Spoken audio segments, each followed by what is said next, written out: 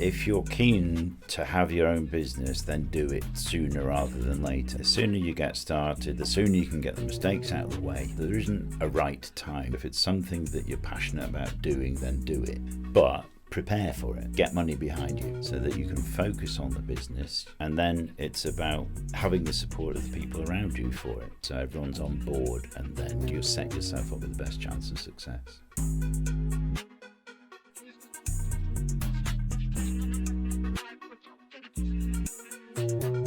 Welcome to Founder Diaries, a RecTalk podcast. I'm your host, Nitin Sharma, founder of RecTools.io and proprietor of RecTalk, the largest podcast in the recruitment industry. This series is dedicated to the founders, the CEOs, the journeymen and women, the people that put their all into running a business. And the intention is for us to take lessons from these people, their wins, their losses, their lessons learned, things they wish they'd have done differently, and just to get to know people a bit better and understand that we're not all running our own individual race, and there are many people around us running similar races. My guest today, we're going to kick us off with, is Tim Lane from Park Lane Recruitment. Tim, thank you so much for joining me. Really appreciate you My making pleasure. the journey down. Tim comes with over 40 years of experience within the recruitment industry, the last 10 of which you've spent running Park Lane Recruitment. So I think you're pretty well placed to give us some insights into the ever-evolving, changing world, and yet another recruitment industry killer in AI. We'll get your thoughts on that. We'll get your thoughts on how do you go from, printing off a bunch of CVs and running across to your client to drop them to the desk and, waiting for a fax to come through, Yep. to click a few buttons and, it's over there, it's ready, and how you remain not only relevant, but on top of your game. So, once again, thank you so much for joining me. No problem. Let's kick it off. Tell us a little bit about recruitment. How the hell did you get into it? A lot of people say they fell into it, but that seems to be more of a thing said by people that are That's kind of almost the an last sort of excuse, decade, isn't it? Yeah, the last decade or so, 15 years is what people say they fell into it. Yours is a bit of an interesting one. Yeah, I think so. I think a lot of people say that as an excuse, as a kind of, I'm almost embarrassed to say I'm a recruiter type thing. I agree, yeah. I fell into it, didn't mean to. Maybe that's true. But for me, it was a conscious act. I started my IT career, fresh-faced 17-year-old straight from college. I knew I wanted to work with these new things called computers, and I got a job as a computer operator operating large IBM ICL mainframe computers. So I was in my element. I'd landed my ideal job straight from college. Happy days, and did that for a number of years, and then when Maggie Thatcher, God bless her, decided that there should not be a national bus company, because I worked for the national bus company, centralised computer services. We got made redundant because all the computing was then spread around lots of individual small bus companies. So I was kind of left, right, what do I do now? And I wanted to travel a bit. I wanted to see a bit of the world, and I came across recruitment. I came across an IT contracting agency that was looking for a computer operator to go and work in Amsterdam for a year. Okay. And so I thought, hell yes, I'm going to go do that. Landed that contract. There's worse places to end up in that. Absolutely. Great experience. And this was in kind of late 84, early 85, this was. And so I went out there, did that contract. But the interesting thing from it was that I obviously was working through an agency. So this is my first introduction to recruitment world. The industry. Yeah. And there was a recruiter based in Amsterdam for that agency that was assigned to look after me and about half a dozen others that were on this contract. And his main role seemed to be to take us out on a Friday night. He seemed to have unlimited expenses. He took us out, bought us drinks, made sure we were happy, and we would stay in that contract. And he turned up every night in his Porsche. So I thought, there's something about this recruitment job, you know. that I quite like the look of. So when that contract finished later in '85, and I came back to the UK, I was, okay, I want to investigate this recruitment world. And I applied for 2 or 3 different recruitment companies, and I was taken on by Dart operators as a trainee recruitment consultant, placing computer operators. So I'd taken my IT experience, first-hand IT experience, and then was applying it within recruitment. So that's how I got into recruitment. So a conscious was that choice. a common trend back then, in that you would take professionals from the field in which that you operated in? So I know that Michael Page made a lot of their initial hires, and a lot of their sort of almost, I think, dare I say, the first almost 10 years of Michael Page running as a business, they were accountants placing accountants. That was the game. Yeah, there was a lot of logic to that. If you had somebody that understood the industry in which they were placing people, then there should be at least a natural affinity with clients and what their needs are and the candidates that you're working with. And it can save an awful lot of time, because you are speaking each other's language from the start. So it definitely was a trend that continued for quite some time. And then gradually, I think, as the recruitment industry expanded massively, that then got watered down and it became less and less common. No, I agree. Okay, so there you get started off in your recruitment life. Was it what you expected? Were you taking people out in your Porsche, getting them drunk? Took me a little while to get to that point. I thought I was going to be a millionaire within the first year and driving my Porsche. It took a few more years for both those things to happen. But what it did do was it put me in a position of power that I'd never been in before. And I say power in terms of clients were reliant on me to find the right people for them. And I'm sitting at top tables with IT directors, talking to them about their requirements. This young guy who's still a young guy, 1 minute I'm hidden away in an air-conditioned computer room operating a mainframe computer. Next minute, I'm out there in the big wide world, and I'm sitting at top tables with people talking about their requirements. And then I'm going out to market, talking to candidates about their experiences and their requirements, and putting the two together. And I found that fascinating, to be involved in not only helping companies change their direction by finding hopefully the right people for them, but also changing candidates' careers and their futures, because you're putting them in the right job. And that was an amazing feeling. And I'd gone into it purely from, like, I can make money from this perspective.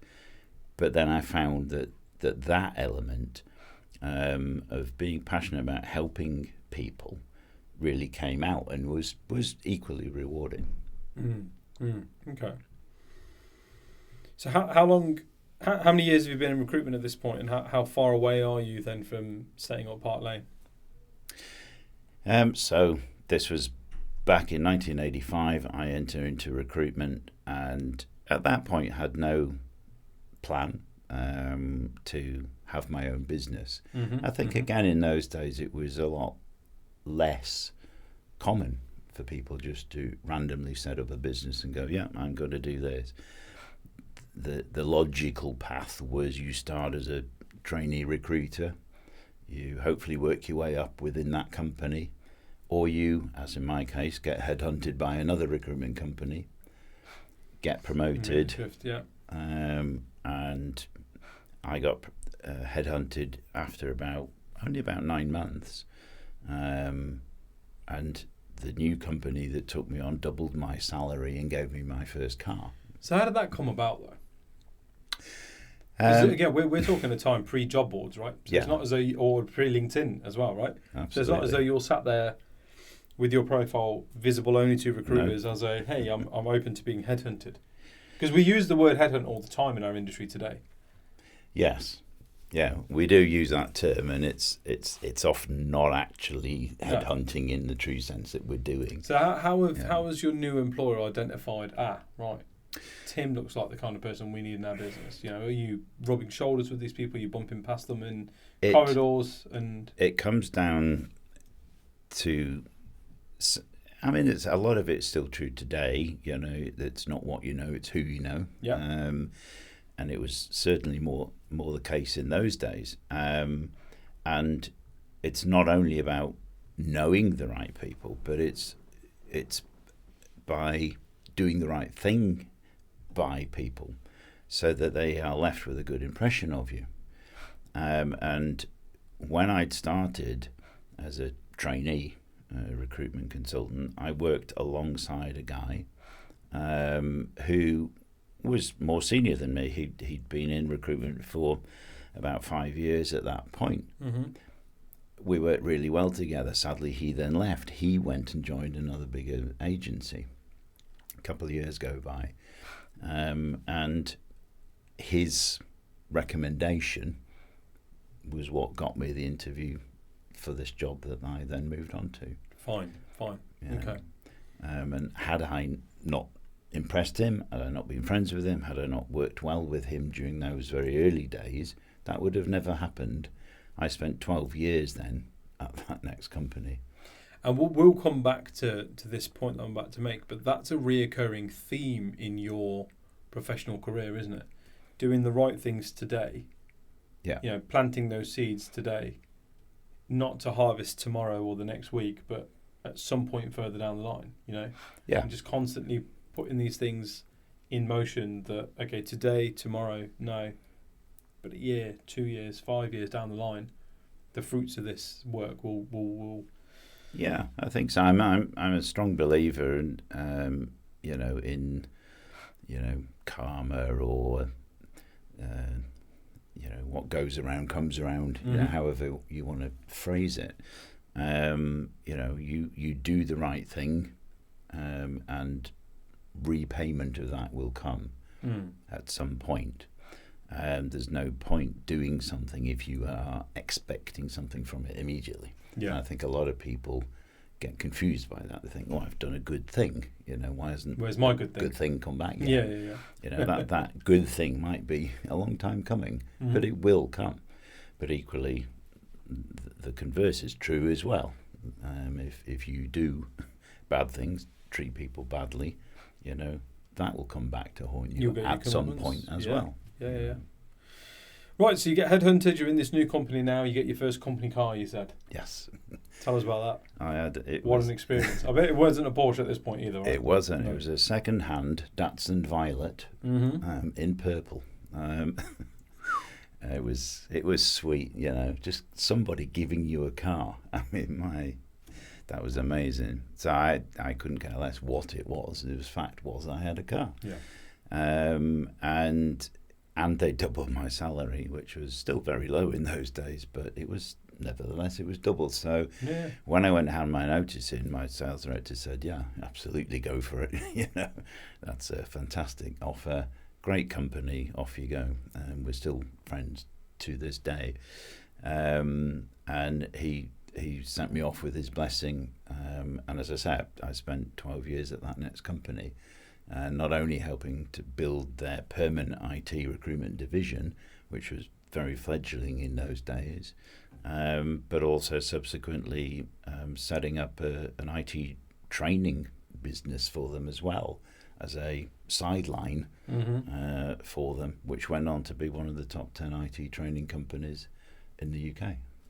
So it was definitely the right move. Sounds it. So you're 12 years in. You've got some accolades under your belt. I'm assuming you've got a nicer company car by this point. Yes, I have. Why then go, do you know what, it's time to take the plunge? What was the trigger, or what was the fuel to the fire that made you think, yeah, this is a good idea? Let me walk away from guaranteed income and a company car. Yeah. I think the experience of building the IT training business for them, then the company being sold off and broken up, and me working, for other companies for a while, but being by this time, on the board, seeing how other companies are run, the way they're run, the mistakes that are made, as well as the successes, was teaching me to be ready, getting me ready for running my own business. And it was a while before I did it because of commitments. You're scared. You're thinking, I've got a salary coming in here. I've got a mortgage to pay, by this time a big mortgage, and so you're thinking, I'm sure I could be successful, but but what if? It's a gamble, what if? So I put it off for ages, and then eventually did it. We just Park Lane will be 10 years in May next year. Congratulations to you for that. Thank you so much. And so 10 years ago, I was ready finally for it. Mature enough, sensible enough, knowledgeable enough, and with a bit of money in the bank that, we could get by if it didn't take off quickly. So it finally I was ready. So then I took the plunge. And I'm also very, very lucky in that my wife is also my finance director for the business. So we work together, and she's kept me financially on the straight and narrow all of our married life, and for 10 years she's been doing the same within the business. Yeah. That's an important part of running a business. I realise that from experience, that actually the financial literacy or illiteracy can be the difference between making and breaking your business. Well, you see it on Dragon's Den, don't you? Yeah. All the time. People who don't know their numbers. Yeah. They don't know the difference between profit and loss and, whatever it might be. And they're exposed very quickly, and the dragons go, no, I'm out. And so I always knew that I was the face of the business, if you like. I enjoyed that, going out there, getting new clients, working with candidates, making those placements. I was not so keen, and my strengths weren't in the back office side of things. And I think part of being successful in business is recognizing and admitting your strengths and weaknesses, and where there are weaknesses, finding people who can handle that for you. I was lucky enough to be married to a finance director who's amazing. So that side of things was taken care of for me. And I've always been an advocate of outsourcing other areas as well. And outsourcing in recent years has become, a big thing. But it's something I've embraced for all of my career, really. There's experts out there who can do things, so use them. Don't try and reinvent the wheel. Don't try and be something that you're not. Play to your strengths. So that's how much of that do you think was down to the fact that you were in such a you're operating in the IT sector, which notoriously has really taken advantage of offshore and outsourcing, right? Whether it's a cost driver, whether it's a productivity driver, or something in between. How much do you think that impacted your kind of mindset towards, okay, I'm just going to find the right person to do this, because rather than just teach myself how to do this to save a few pennies? Or do you think that was a luxury afforded to you because you had been kind to yourself and had enough money to fall back on to invest in outsourcing? Do you see what I mean? Yeah, I think it's it's often false economy. People think I'll do this myself because it costs me X to get someone else to do it. But in reality, you're spending X plus because of the time that it's taking you to do it yourself. And in that time, you're not doing the thing that you are good at doing. Absolutely. Yeah. So, I think that it's something you have to just bite the bullet and say, this is what I'm going to do. Mm-hmm. Yes, it feels like it's costing me more money, but the reality is it's not. It's saving you money. It's saving you time. It's getting whatever that job is done better than you would be able to do it. Mm-hmm. And it allows you to focus on what it is that you do best and hopefully enjoy most, because if you're in a business and you're not enjoying it, then there's clearly something wrong. Nearly 10 years in, are you still enjoying it? I've seen a lot of change, that's for sure, over my whole career, let alone the last 10 years of Park Lane. And it's not easy, that's for sure. It's not getting any easier. I think that over all of the years that I've been in recruitment, the client has become ever more knowledgeable. Mm-hmm. When I started all those years ago, the client had a computer. They didn't have PCs on desk. They had a computer in the office. And generally there was one person that kind of ran it and knew a bit about it. Mm-hmm. They were using us because they reached the point where they needed someone else who knew a bit more about the computer. So, I often joke that when I started out, if you could find a candidate who could spell IT, you could place them. And there's an element of truth in that,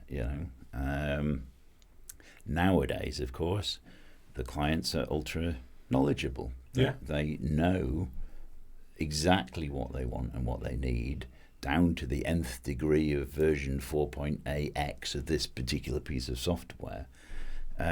So it's become a lot harder. The matching of a candidate is much, much more in depth than it ever used to have to be.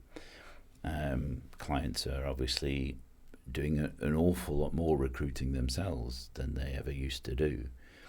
They have access to all the same and similar tools as we do as recruiters.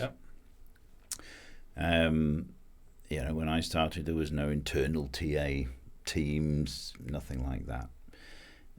So I think today's recruiter has got to be a lot more savvy than I certainly was when I started. They've got to be a lot. But you are today's recruiter as well, though, right? The fact that you're still running your business, and it certainly isn't just on a bunch of goodwill that and seeds that you planted from a decade ago.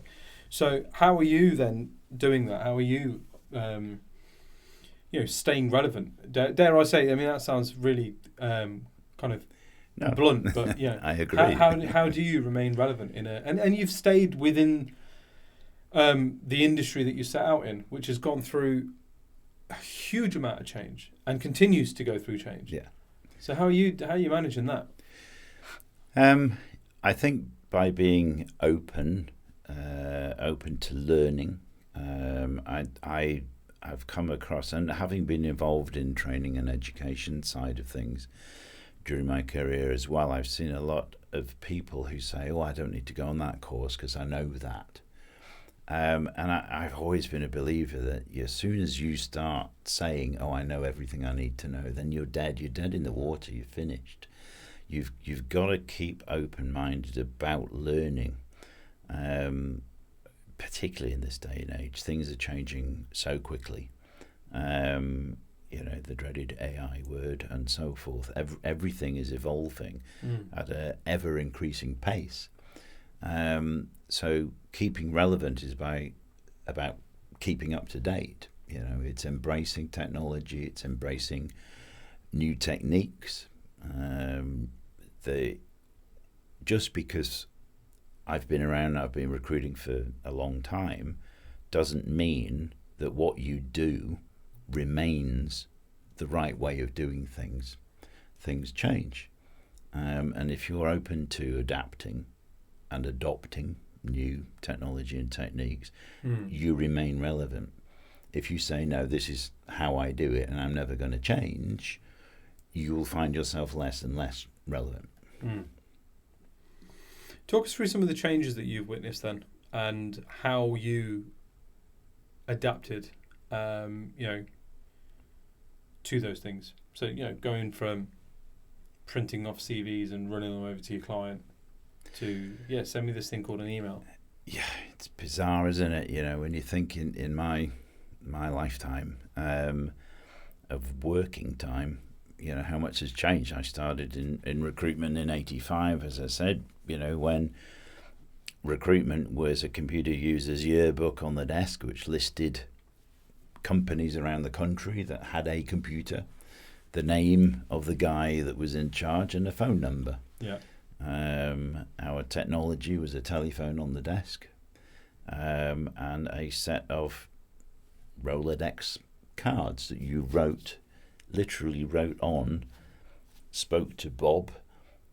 He's interested in talking further next week about a meeting to discuss his recruitment. You literally wrote that on the card. Then you next card, next call.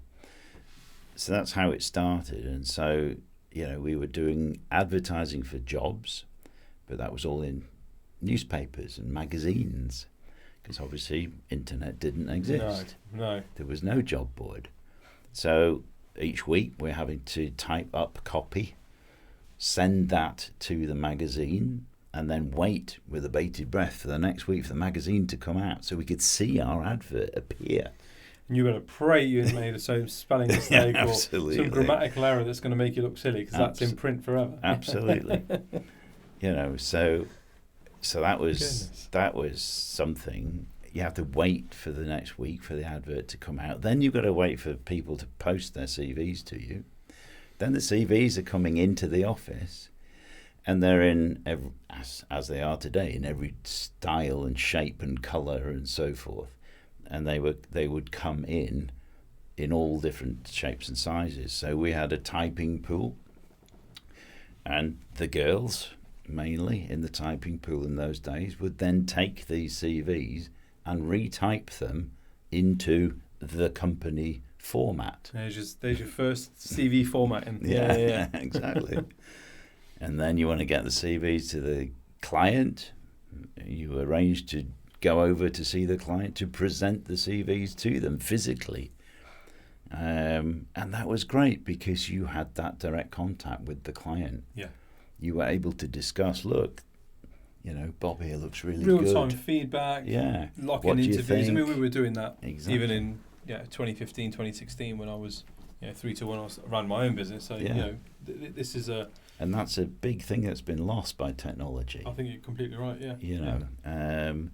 Particularly if, God forbid, companies are using portals. That's the worst ever invention in recruitment in my mind. You're throwing stuff into that portal and you're just hoping against hope that somebody will see it and interpret it in the right way. But whatever client you've got, there's very few clients these days that are willing to give the time to sit down with you and discuss candidates. They want to see CVs. They want something on that CV to leap out at them that makes them think, I need to interview this person. There's very little opportunity for you as the recruiter to say, I need to sit you down, I want to talk you through these 5 CVs. Let me tell you the things that would jump out that make you want to... Yeah. Why do you think that is? Why do you think clients are more reluctant to do that now? Well, again, it's technology, isn't it?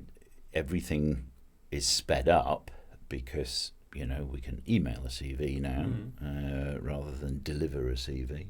The fax machine started that trend of not having to post or hand deliver CVs. You could fax them over.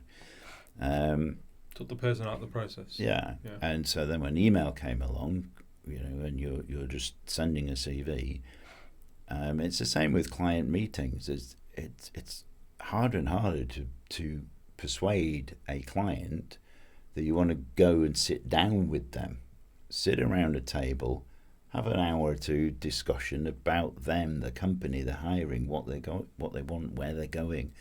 They're going, well, can't you just send me some CVs? And it's like, yeah, I can, but they're not going to be exactly what you want if I don't know what you want. Yeah.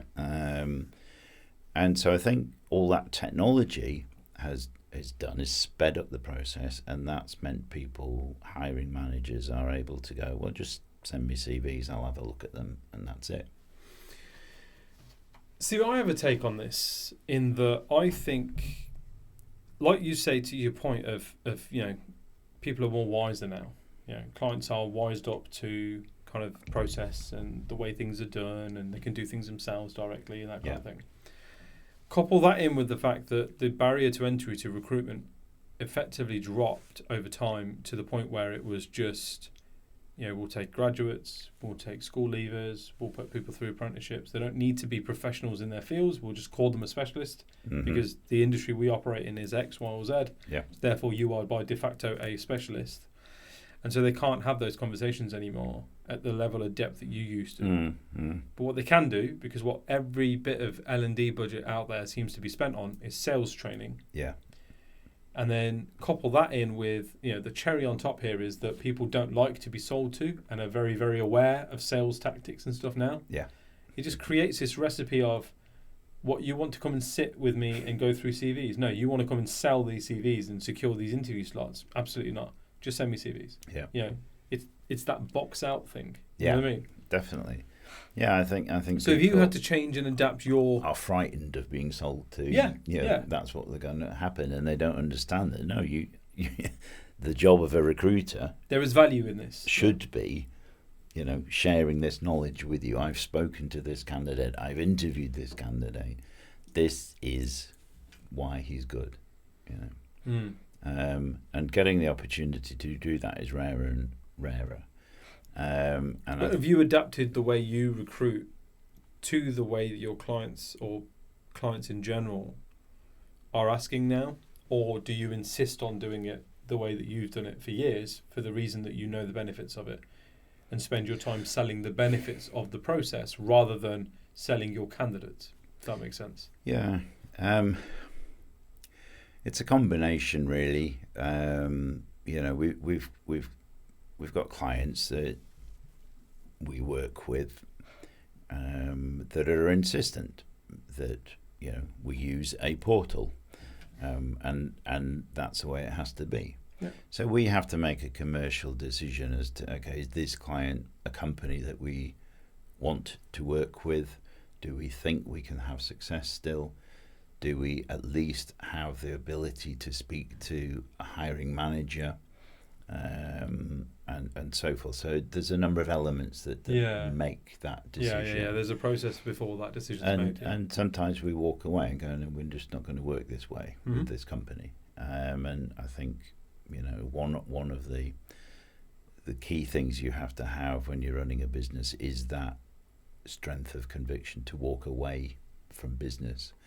I think sometimes, particularly in the early days of your own business, you're anxious for any possible income, so you're saying yes to everything, and you learn by mistakes that that's not the right approach. And there are other companies that have started out maybe in that way, saying, oh, well, we don't meet the recruiters that we work with, we just tell you what we need and you send CVs. And after a period of time, you're able to persuade them that actually this is how we work and this is why we work this way and why that will be better for you. And if they've seen that you are active and you're presenting some good candidates anyway, then they're more keen to say, okay, yeah, I could understand now. Come and see us, set some time aside, and then the relationship develops much better from that point on. I think once you've met somebody, it's on a whole different level than someone you've only ever spoken to on a phone or totally agree. through the screen. Totally agree. Let's talk about those meetings then for a second. What are your thoughts on sort of client meetings? At what point should you pitch? Should you pitch? What should the conversation be about? What given the years of experience that you've got, the world that we're in now, and everything in between, what are your sales meetings? Dare I call them sales meetings? What do your client meetings look like? Well, I think I'm still a massive advocate for face-to-face meetings. Yeah. And that might be an old school thing, but I think that there is an increasing trend perhaps back to, and one of the good things about technology and AI is that it actually highlights the human factor more than perhaps it was before. So people are actually appreciating, you want to spend some time with me, you want to talk to me, you want to meet with me, it's not all automation. So I think, conversely, that's helping those of us that prefer that face-to-face approach. And from the outset, if I'm talking to a new prospect remotely, a company maybe that I want to get into because they're in my target market, and I've tracked down who the person is I need to be speaking to, my opening gambit is that I'm not trying to sell you something. I'm not trying to convince you on this call that I'm the person you should be working with. What I'm looking to do is to get an hour in your diary so I can come and meet with you, so that I can learn more about your business. You can learn more about me and the way I do things. So yeah, I'm pushing from that from the first go. Yeah. Okay, no, that's understandable. So you've seen change after change after change. What are your thoughts on AI? I think it's a potentially great technology. I'm using it every day in various different ways, and I view it as just the latest in technology that can help us as recruiters be better at what we do. Right. So you don't see it as the recruitment killer? Not at all. No. I've been around long enough for every type of technology to come along and potentially be the recruitment killer, from the fax machine to email to job boards to whatever. So AI is just the latest in a long line of technologies, and recruiters, good recruiters, are fantastic at being able to adopt new technology and say, right, how can I make this work for me? Yes. And I think that's the key to it, that if you're scared of it and you think, I'm not going to touch it because it's going to take my job, then you'll end up with it taking your job because you've left yourself behind. So instead, embrace it, look at it, use it, automate as much as you can of the more mundane and repetitive tasks that there are. That gives you then more time to be a better recruiter, spending time with candidates, with clients. I love that. I'm going to throw it to our last three closing questions that I have prepped you for these, which is not something we usually do on RecTalk. So, very first question: what's your biggest success in life or business? I'll take both if I may. Life first and foremost. My biggest success is, I was lucky enough. I've mentioned working with my wife as our finance director. I was lucky enough to meet her when she was 16 and I was 19. We got married way back in 1983. We're still very happily married. 3 wonderful kids and 2 wonderful granddaughters. So definitely that's my life success. Yeah. What a legacy, And then on the business side, I've been working since I was 17 I didn't go to university. I had enough of education. By the time I finished my A-levels, I wanted, I'm going to work. And as I mentioned, I landed my perfect job from the off. And I've worked continuously ever since. Tim, there's a subtle irony to the fact that you had enough of education and then you've spent your entire life learning. It's true. I think that the formalised education I wasn't so keen on. I've never been great at exams, but in terms of lifelong learning, absolutely right. It's But that's really valuable for people to understand that, though, isn't it? Because a lot of people I think a lot of people limit themselves in what they're able to achieve in their careers, professional or kind of, life otherwise, based on the experience they had in school. And if they didn't feel that they were intelligent or academically clever in school, they limit themselves because they just feel as though, well, I'm not a very intelligent person. Yeah. Whereas you're evident of the fact that, no, you haven't stopped learning. Yeah. Just the way in which you learn and the medium that you used to learn was not, you weren't suited to that in that classroom environment. Yeah. You needed to be thrown in. Yeah. Here's how you operate doing. the computer. Yeah. And then shift industries. And then here's some new technology that's going to keep coming in and keep being thrown at you. And you're going, I'll adapt. I'll learn that too. Absolutely. I think the key thing is that you not to be limited. There's different types of learning, and that's the important thing. Mm-hmm. That the lack of a degree does not hold you back. Yes. You're not a failure because you didn't achieve university. You've got to be willing to put the hard graft in to learning what you need to know, but there's different ways of doing it. And if you're someone like me that learns by doing, embrace that. New technology comes along, dive straight in, learn it. What can it do for you? The second question, mm-hmm. What's your biggest lesson learned? Biggest lesson, I think, is going right back to the beginning. My very first sales director, was an advocate of the treat others as you would like to be treated yourself, and it's something that I've always done. It was in my nature anyway. Mm-hmm. To look after people, to be conscious of other people's feelings, to understand where someone else was coming from, but then to put that into business,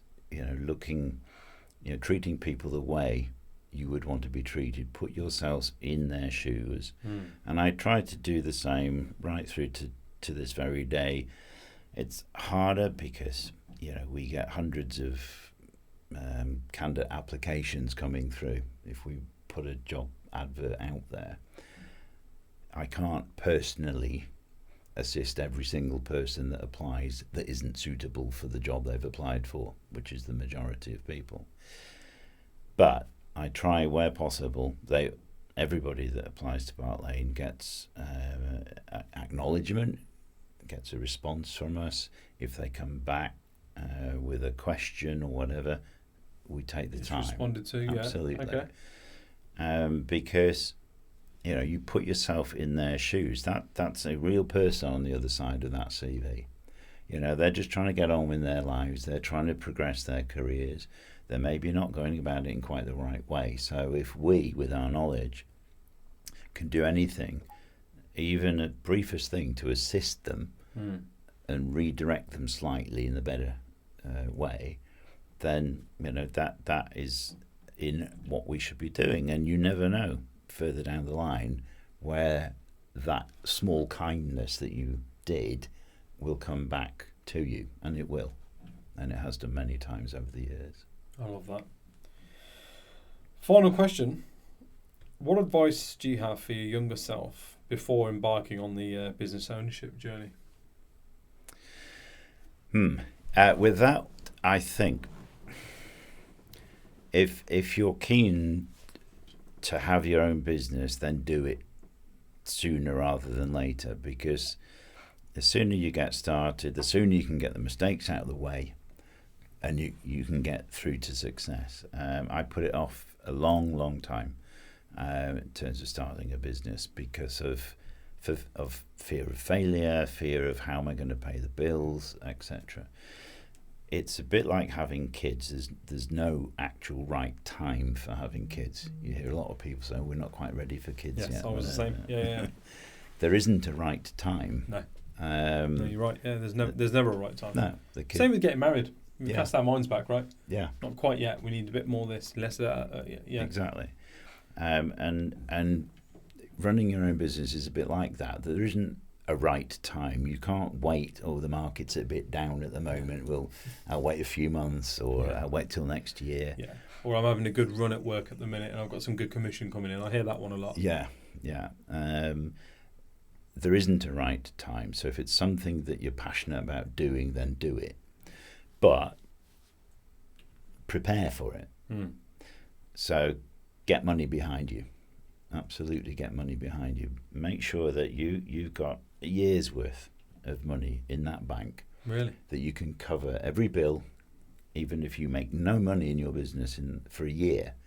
You're not having to worry about paying the bills. That's taken care of, so that you can focus on the business. You haven't got that added stress of how am I going to pay the mortgage at the end of the month? How am I going to pay the gas bill? That's all covered. So prepare for it in that way. So less going out and having champagne lunches, putting that money into an account ready for the day that you're going to set up your business. So you're taking that added level of stress away. And then it's about having the support of the people around you for it as well is vitally important. There's no good if you are a married person, going off on this journey if your significant other is not 100% behind you. And I see a lot of that, people going off doing their own thing, and then they've just immediately got this real problem where the partner's going, you had a great job, you've just given a great job up for this vanity project. No, you need to discuss it and prepare for it, and so everyone's on board, and then you set yourself up with the best chance of success. I love that. I think that's a great place to finish. I want to thank you. My pleasure. It's been really insightful, really fun.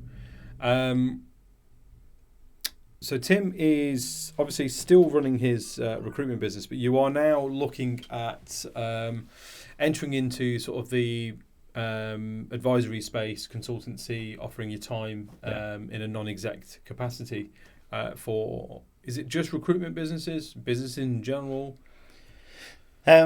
Well, I've been involved as a director of recruitment networks for many years. Yes. Let's cover that, because actually these are two really important things that you do that you don't talk about nearly enough, I don't think. Perhaps so. I've been a director of team since 2005. I got involved with them. I've run the IT member division, obviously, for a long time. I've run the international division. I'm also director of MPA Worldwide, which is effectively a global version of team. I was area leader for them for the UK for a couple of years. Then I was a EMEA director for 4 years. And now, as of March, I'm the global secretary treasurer. MPA has been going for 70 years. I didn't even know recruitment was around 70 years ago, but they've been going 70 years, and this is the first time they've ever had a British person at the top table. So I'm immensely proud of that. So those experiences of being on those boards, plus having run other people's recruitment companies for many years before running my own, has given me a vast knowledge and experience of the good, the bad and the ugly of running recruitment businesses. I've seen it from every aspect, every sector, every type of contract and perm, and everything in between. So I've got a huge amount of knowledge and experience that I can bring to bear for those people who are, setting up in business, and they haven't got that knowledge. And I'd like to bring some of that knowledge of mine to use for the benefit of other recruitment businesses. I love that. I wish you all the best with that. Thank you. I've no doubt that that'll be yet another sort of tick on the W column in your storied career. Thank you. But I want to thank you so much for your time, mate. Really Thanks, did Nitin. appreciate this one. That's all from us. I hope you found this episode useful. Those of you who want to connect with Tim can do so by connecting with him on LinkedIn, the details of which will be in the description in the channel below. We'll see you again next time. New episodes for Founder Diaries drop every Monday. Thank you for liking, sharing, subscribing, and doing all the cool things that you guys do to keep us number one. See you again next time. Thank you. That was good. That was really good.